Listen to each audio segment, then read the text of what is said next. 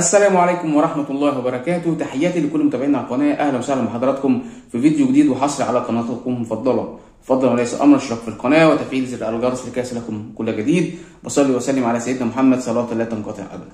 إيه موضوع محمود كهربا؟ إيه موضوع الفيفا؟ إيه موضوع الاتحاد المصري؟ اللي هنقوله النهارده ان الاتحاد المصري برئاسه الاستاذ جمال علام ارسل خطاب للفيفا لمعرفه موقف محمود كهربا. الغريب في الامر ان الاتحاد الفيفا رد على الاتحاد المصري وبيقول لهم يا جماعه، يعني انا مش فاهم، هو الكلام مش واضح، هو الكلام مش مفهوم. ما قلنا خلاص، قلنا ان اللاعب متاح، قلنا ان اللاعب تم رفع او ايقافه من على السيستم، انتوا ليه مش قادرين تفهموا؟ خلاص فكره ان اللاعب خلاص اترفع ايقافه من على سيستم الفيفا وبقى خلاص لاعب حر ومتاح لنادي الاهلي. اللي انا مستغرب له الاتحاد المصري لكره القدم مش عايز يبعت جواب لنادي الاهلي يقول فيه ليه ان اللاعب محمود عبد المنعم كهربا متاح. انت ليه مصمم ان انت يعني بتتقاعس عن عملك لنادي الاهلي؟ رغم كل السباب والشتائم اللي بتتشتم بيها الاتحاد المصري برئاسه جمال علام ومعاونينه على قناه الزمالك، اللي برضو الامر مش مفهوم، انتوا ليه لحد النهارده مش عايزين تبعتوا جواب لنادي الاهلي تقولوا فيه ان اللعيب محمود كهربا متاح وتم رفع ايقافه من على سيستم الفيفا؟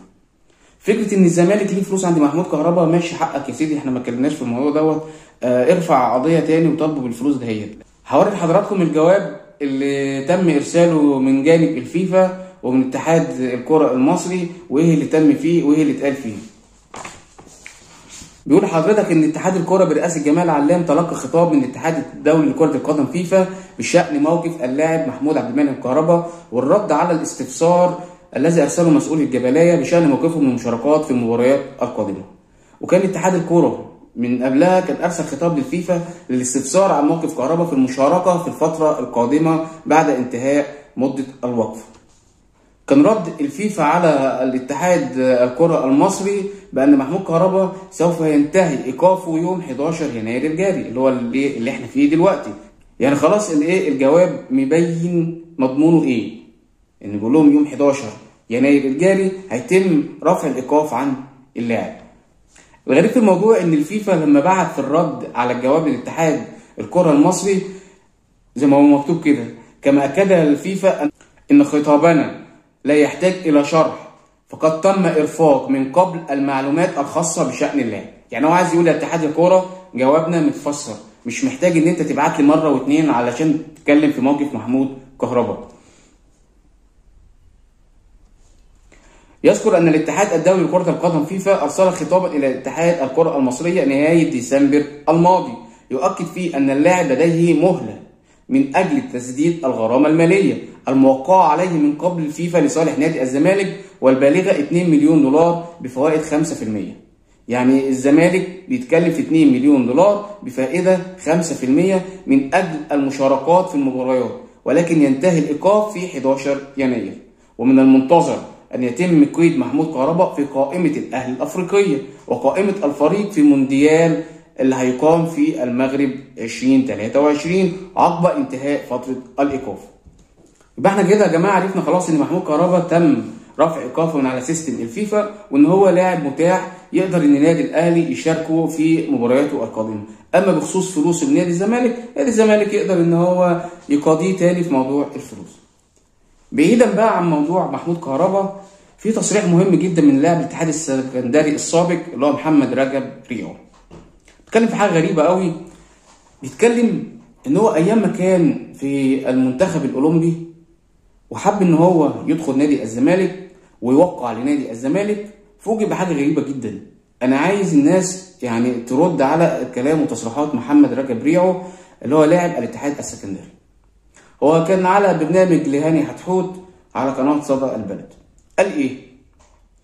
قال ان انا لما كنت في المعسكر مع شيكابالا، هو ما قالش شيكابالا، هو قال انا لما كنت في المعسكر مع لاعب في نادي الزمالك وهو موجود حاليا وهو من 2009، وهو كان في معسكر وفي اتوبيس المعسكر، ان اللاعب ده طلب منه 50,000 جنيه. 50,000 جنيه ليه؟ علشان خاطر يلعب في نادي الزمالك. محمد رجب ريعو استغرب من الكلام وقال له انت بتقول ايه؟ طب انا هجيب 50,000 جنيه منين؟ انا لسه دخلت النادي. وكان واخد الموضوع على هيئه ايه، نكته او بيمزح او ان هي حاجه مش حقيقيه. اللاعب اللي هو محمد رجب ريعو بيقول ان انا فعلا بعد ما وقعت ب4 سنين لنادي الزمالك وفعلا حطيت الرقم اللي اتفقنا عليه، فوجئت ان انا يعني مش قادر اخش نادي الزمالك. فوجئ فعلا ان تم ايقافه عن دخول نادي الزمالك. فقدر يفهم ان اللاعب اللي هو طلب منه ال 50,000 جنيه اللي احنا بنتكلم عليه طبعا هو شيكابالا، ما فيش غيره. هو اللي موجود حاليا في نادي الزمالك من ايام محمد رجب ريعو ولعب في المنتخب هو شيكابالا. ان هو فعلا ما قدرش يدخل نادي الزمالك. طب ده ايه يا جماعه؟ ده يوضح لنا ان في ايه؟ في اتاوه بيتم دفعها في نادي الزمالك من قبل شيكابالا. انت بتتكلم من سنه كام لحد النهارده؟ كام لاعب دخل نادي الزمالك وتم دفع اتاوه عشان يلعب داخل نادي الزمالك؟ تصريح خطير قوي من محمد رجب ريعو اتجاه شيكابالا. طب هناخد الموضوع من ناحيتين. ممكن يعني يكون محمد رجب ريعو بيكذب. طب ايه الفايده ان هو هيكذب في موضوع زي ده؟